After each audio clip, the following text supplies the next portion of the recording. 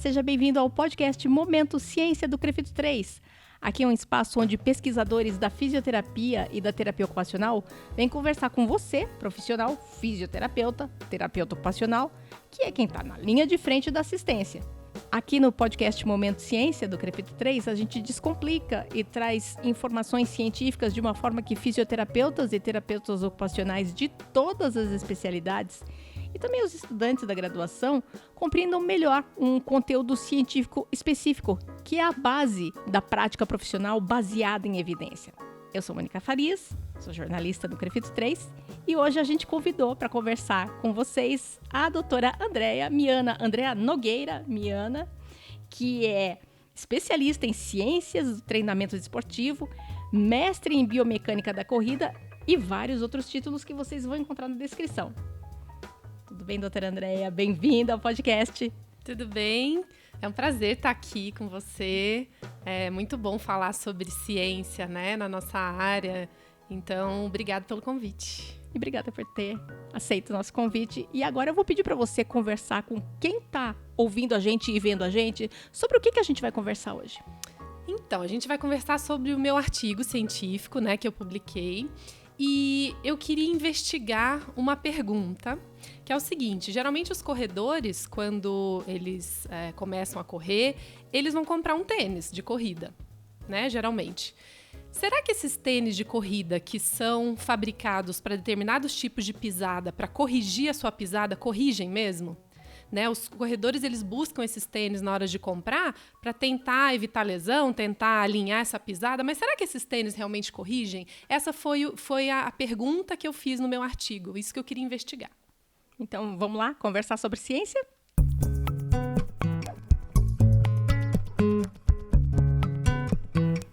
A minha primeira pergunta, doutora Andrea, não é nem de pesquisadora para pesquisadora, mas eu fiquei aqui curiosa como consumidora, como público leigo. Quando perguntam qual é o tênis ideal, essa pergunta é feita para o vendedor ou para o profissional? Essa pergunta ela é feita muito para o fisioterapeuta, para o médico, né? Então o corredor quer saber qual é o tênis ideal para eu comprar, para eu poder correr, para eu diminuir lesão, para melhorar a performance, né? É uma pergunta bem comum. E também para o vendedor, que muitas vezes não vai saber muito o que responder, né? Esse meu artigo, ele bate muito com as nossas crenças enraizadas aí do que o tênis representa para a gente. Então, por isso que eu fiquei muito intrigada em fazer essa pesquisa, porque veio da minha curiosidade clínica e justamente foi o que eu tentei responder. Porque muitos perguntaram para você e você precisava dessa resposta baseada na ciência. Baseada na ciência, exatamente. Então, de que forma, esse incômodo, essa pergunta que te motivou a pesquisar, você fez o quê para conseguir responder essa pergunta? Que tipo de técnica, de método você usou para chegar a uma resposta? Então, eu faço a análise da pisada, né? Então, quando o corredor chega lá para mim, eu já faço a análise da pisada na esteira dele há muito tempo. E eu sempre ficava intrigada porque eu fazia a análise dele pisando descalço, então eu via se o pé pisava para dentro, para fora, né? Então a gente chama de pisada hiperpronada, hipersupinada, né? Para dentro pronada, para fora supinada ou neutra. E aí a pessoa fazia a análise da pisada e aí eu colocava o tênis do corredor para ver o que acontecia com a pisada dele.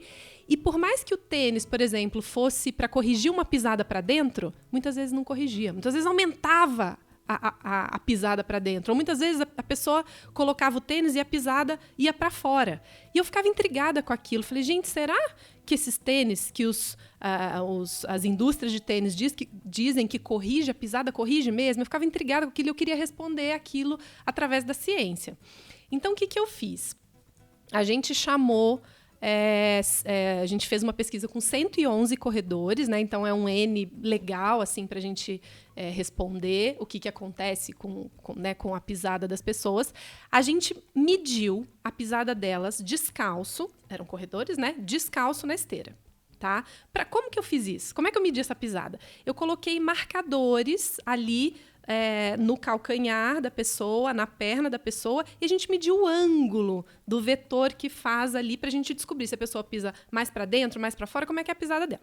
E aí a gente colocou o tênis que a pessoa está acostumada a correr, tá? E medimos de novo essa pisada para ver o que aconteceu. Então a gente classificou o pé dele. Então o pé dele, chegou um corredor lá, ele pisava para dentro. Colocou o tênis dele, e o tênis dele a gente classificou, né? É um tênis que corrige a pisada para dentro. Não, é um tênis neutro. A gente classificou para todas as pessoas e viu o que aconteceu.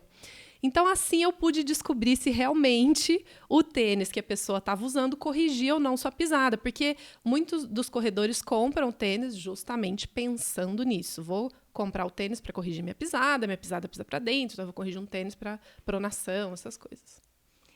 Quando você fez essa análise desses 111 corredores, você teve algum problema nesse processo de análise, assim, ou alguma marca de tênis que foi prevalente e que acabou gerando um risco de desvio, né, nessa pesquisa, nessa avaliação? Você encontrou algum tipo de problema nesse processo? A gente teve muitas marcas. Eu acho que praticamente a gente alcançou todas as marcas aí do mercado. Então, isso foi uma coisa boa, não teve um viés assim, sabe?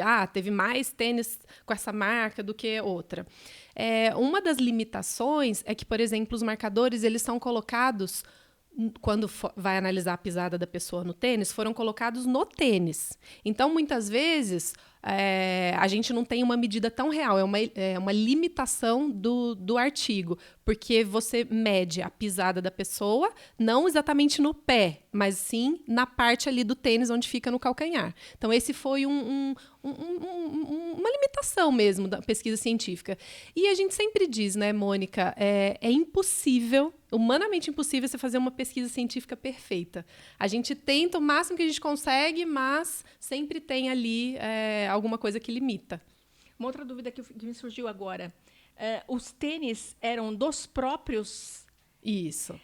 Foi levado em consideração o desgaste desse tênis? Foi importantíssimo. Eles tinham que ter corrido no máximo 500 quilômetros com ele e no máximo 6 meses. Importantíssima sua pergunta, porque senão ia ficar, né, muito desigual ali. Sim, ia ter um desgaste maior. Isso, o tênis está mais velho, o tênis está mais tem novo, uma pisada, né, para dentro, para fora, desgasta muito mais de um lado, né? Exatamente. Isso podia dar um desvio. E a partir de toda essa análise que você fez, que resultados você encontrou? Então, a gente tinha algumas perguntas, e eu acho que 2 delas foram as que mais são legais para a gente responder. Uma foi assim, será que as pessoas que vão nas lojas, elas compram o tênis de acordo com a pisada delas? Porque tem muitas lojas de tênis que analisam a pisada, né? Você vai e faz, sua pisada é hiperpronada, você tem uma hiperpronação ali. Então, eu vou te dar aqui um tênis para corrigir essa sua pisada. Então, será? Desses 111 corredores, menos da metade, 44% só compraram o tênis específico para a pisada deles, né? Então, isso é muito, muito legal ver que realmente as pessoas não estavam comprando tênis de acordo com a sua pisada. E a pergunta que eu mais queria responder, que era a pergunta que eu tinha na minha clínica, na minha prática clínica, que se você compra um tênis para pisada pronada, que é pisada para dentro, e você pisa para dentro, será que esse tênis vai corrigir sua pisada? E a resposta é não. Tá? Então, hoje em dia, não só, Mônica, a minha pesquisa, tá? Tem outros artigos também longitudinais mostrando isso. Que hoje em dia, esse negócio de você comprar o tênis de acordo com a sua pisada para poder diminuir lesão, diminuir dor, não tem mais contribuição científica para isso. E hoje em dia, as pessoas ainda pensam isso. Ainda falam isso, né? Então, eu acho que é legal, nesse espaço aqui, a gente... falar o que a ciência, né, tá preconizando aí a respeito desse assunto. Quando as marcas elas falam sobre a possibilidade de correção de pisada com a tecnologia deles para a produção daquele calçado, eles estão embasados em alguma ciência? Pois é. Ou vou te contar uma historinha. Vou contar uma historinha para você de como é que surgiu isso. Porque, assim, há um tempo atrás, a gente acreditava que a hiperpronação, que é pisar para dentro, gerava lesão, tá? E eu vou te explicar por que surgiu isso e o porquê que a ciência é tão importante. Na década de 70, se não me engano, começou o boom da corrida, né? Começou todo mundo querer correr, e aí começou a aumentar o número de corredores de rua e tudo. E a Nike resolveu entender o porquê que estava tendo um aumento muito grande do número de lesões de corredores. E aí conversou com alguns médicos da época e pediu para que eles observassem os corredores correndo e tentassem entender o porquê que poderia estar gerando tanta lesão. E uma das coisas que os médicos disseram de forma empírica, sem pesquisa nenhuma, é que esse aumento de pronação estaria gerando lesão. E aí, por isso, a Nike, isso é uma história divulgada já, não, né? Tem até um artigo científico de uma pesquisadora que pesquisa muito corrida, que é a Irene Davis. Podemos deixar o artigo aqui para o pessoal, se eles quiserem ver. E, por isso, a Nike, então, desenvolveu, na década de 70, tênis que corrigiam a pisada pronada. Então, foi daquela época. E até hoje a gente tem essa crença. Mas hoje a gente sabe, Mônica, que a hiperpronação não necessariamente gera lesão. A gente tem artigos que mostram isso. Então, a gente nem sabe se a hiperpronação gera lesão. Ainda quer comprar um tênis para corrigir a pronação? Então, tem muita coisa aí, muito ruído aí. Não quer dizer que comprar um tênis que supostamente vai corrigir uma hiperpronação pode trazer lesão? Uma lesão que não existia? Ou um problema que não existia pode criar um problema? Na verdade, assim, a gente tem que desvencilhar essa ideia de que o tênis previne lesão, né? Existem tantas outras coisas que a gente pode nos ater à prevenção de lesão, como, por exemplo, aumento de impacto na corrida. Hoje, na literatura, a gente sabe que um aumento de impacto pode gerar lesão na corrida. Então, a gente pode fazer, fortalecer os músculos que absorvem impacto, fazer muito mais coisa do que simplesmente ficar prestando atenção ali só no tênis de corrida. Ele é uma das ferramentas, né?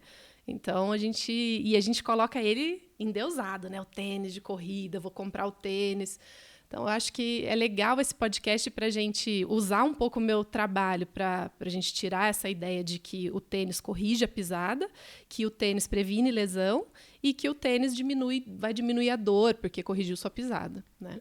Então, foi um mito que foi colocado abaixo e que só dá para fazer isso por meio da ciência, né? É isso. Só a ciência tornou isso possível.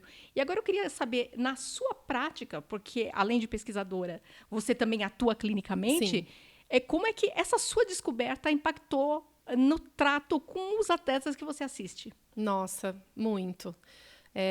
Ontem mesmo eu atendi um corredor e aí o técnico veio junto. A gente gosta muito de trabalhar com todos os profissionais, né, daquele corredor, então o nutricionista, o preparador físico, o técnico, e a gente estava justamente discutindo isso, né? Ele falando, era um paciente um corredor que tinha uma pisada hiperpronada, e ele estava falando que o corredor tinha que comprar um tênis para corrigir essa pisada. Então, foi muito legal a gente poder discutir de uma forma tranquila, ele falando a experiência dele, o técnico, eu falando a minha, que hoje em dia a gente tem outras vertentes para poder trabalhar com isso e que a hiperpronação não necessariamente gera lesão e que não necessariamente um tênis que você vai comprar para corrigir essa pisada vai corrigir. Então, me ajudou muito na minha prática clínica a tentar entender como que eu vou poder ajudar o corredor de uma forma mais segura, baseada na ciência, e não baseada em crenças que foram geradas na década de 70, né? Muito louco isso. E está sendo tranquila a aceitação dos seus clientes, dos treinadores dos seus clientes, dos seus assistidos, a respeito disso, que era uma crença muito forte, né? E derrubar uma crença, mesmo que seja... Eu tenho aqui evidência científica. Você está encontrando alguma resistência? Muita, tá? É muito difícil, principalmente na nossa área, né, da saúde, você quebrar uma crença, né, de anos aí. Mesmo com evidência. Mesmo com evidência. É difícil, mas eu acho que ao longo do tempo a gente vai melhorando isso. Já melhorou muito. Antes, na minha época do começo ali da faculdade, era muito forte isso, né? Eu mesma, no começo da minha carreira, quando eu fazia essa análise da pisada, eu fazia isso. Eu via que o cara hiperpronava, eu já tinha uma listinha de tênis, que eram tênis para pisada hiperpronada, e aí eu já mandava para ele, você pode comprar esse. Eu fazia isso. né? Então, isso mostra o quanto a ciência muda e o quanto a gente tem que acompanhar e atualizar. Ok você mudar a sua opinião, porque a ciência é um movimento. A gente precisa entender isso e ir junto com essa atualização. E a partir dessa sua descoberta, com a sua pesquisa, o que pode gerar de pesquisas posteriores? O que mais precisa ser pesquisado nessa questão?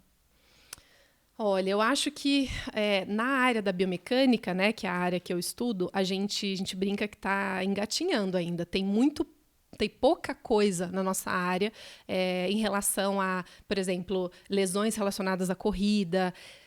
Os trabalhos que a gente tem são muito transversais. O que é isso? São trabalhos que analisam o corredor ali na hora. Então, o corredor tem uma dor no joelho e aí você vê a pisada dele naquela hora. A gente precisa de trabalhos longitudinais que acompanhem o corredor para ver causa e efeito. Então, por exemplo, será que a pisada pronada ou alguma característica biomecânica ali acentuada do corredor, ao longo do tempo, vai gerar um determinado tipo de lesão? E não na hora ali. Mônica, vem aqui correr, você tem dor no joelho? Beleza, você tem uma pisada pronada, ou você tem um tronco de uma determinada forma, e aí não dá para fazer relação causa e efeito, e sim só correlação. Você tem uma correlação entre a sua pisada ou a sua característica biomecânica com a sua lesão. Então, eu acho que falta na minha área pesquisas longitudinais para a gente entender causa e efeito. Como a gente costuma brincar, que uma coisa é a foto, outra coisa é o filme. Exatamente essa situação, Perfeito, né? É isso. Então, é necessário ver o filme para a biomecânica conseguir, as pesquisas em biomecânica conseguirem avaliar realmente um cenário mais amplo, né? Em contextos diferentes, em momentos diferentes. Perfeito. Nossa, perfeito, muito bom, eu achei excelente. Eu imagino que aí é uma questão, não sei se é conveniente a gente falar aqui, mas eu imagino a reação das marcas, né? Porque elas se vendem assim, né? Sim. Então, ou elas estão interessadas em crescer com o resultado da sua pesquisa? Você sabe que hoje em dia, por causa da ciência, e eu acho que a ciência está mais atuante na nossa área prática, está mais fácil, agora tem a internet, né? Tem várias marcas que não fazem mais tênis para correção de pisada. Todos os tênis de uma determinada marca são neutros, né? Porque, assim, essa mudança, Mônica, por exemplo, a pessoa coloca um tênis, vamos supor, 2 corredores, os 2 pisam para dentro, tá? Um coloca um tênis para corrigir a pisada para dentro e até corrige, o outro coloca o tênis para corrigir a pisada para dentro e ele prona mais, ele pisa mais para dentro. Por que isso acontece? Nós somos indivíduos diferentes um do outro. A pessoa não tem só um pé, ela tem um joelho, um quadril, então toda a estrutura corporal dele pode influenciar para aquela pisada ficar daquele jeito. Então, eu acho que as marcas de tênis, elas estão enxergando isso. Tem marcas de tênis usando laboratórios de biomecânica para criar tênis e parando com essa ideia de que tem que criar tênis para corrigir pisada, e sim pensando em outras coisas, placa de carbono, né? Aquelas outras coisas que estão na moda hoje. Então, sim, acredito que estamos evoluindo. A ciência está entrando na nosso cotidiano. Maravilhoso. Mais algum aspecto desse seu estudo que você gostaria de destacar aqui no podcast? Eu acho que foi muito legal eu, como atuante da prática clínica, com uma dúvida ali, poder construir um artigo científico, escrever, e eu tendo mandado para uma revista, pares terem feito a revisão, porque não adianta você fazer um artigo e não ter uma revisão de pares, né? E eu ter conseguido publicar e responder essa minha pergunta, que era uma pergunta de uma fisioterapeuta clínica. Isso, para mim, é muito legal. Como é que os seus colegas estão recebendo essa informação, esse estudo, esse resultado? Muito positivo, né? De uma forma positiva, porque a gente ali na hora consegue mostrar para o corredor. Eu mesma fui a pesquisadora que fez a pesquisa ali com os corredores, então é mais forte, né? Assim, o resultado. Eu tô lá, eu que fiz, e eu trato os corredores e consigo ver isso na prática. Muito bom. Gratificante. Encerramos aqui mais um episódio do podcast Momento Ciência do CREFITO 3. E eu agradeço muito a presença da doutora Andréia Nogueira Miana, que veio conversar com a gente sobre o artigo de sua autoria. Obrigada, doutora. Imagina, Mônica, foi um prazer mesmo conversar com você, divulgar esse meu trabalho, que eu acho muito interessante até para a prática clínica dos corredores, né? E eu queria aproveitar, pedir sua permissão aqui para poder agradecer os outros autores do artigo, porque a gente nunca faz nada sozinho. Eu acho que é importante a professora Isabel Sacco, da USP, que ajudou bastante nesse trabalho, a Érica, a Jane, o Dr. Mauro e o Henry. Essa pesquisa ela veio de uma pergunta clínica, né, da gente, dos médicos ali de onde eu trabalho, e gerou então esse artigo para investigar e responder essas nossas dúvidas. Perfeito. Então, registrado o agradecimento. Parabéns a todos os autores, parabéns a todos que colaboraram e parabéns a você, que faz da ciência a base da sua prática. Muito obrigada por ter acompanhado essa edição do podcast. Até a próxima!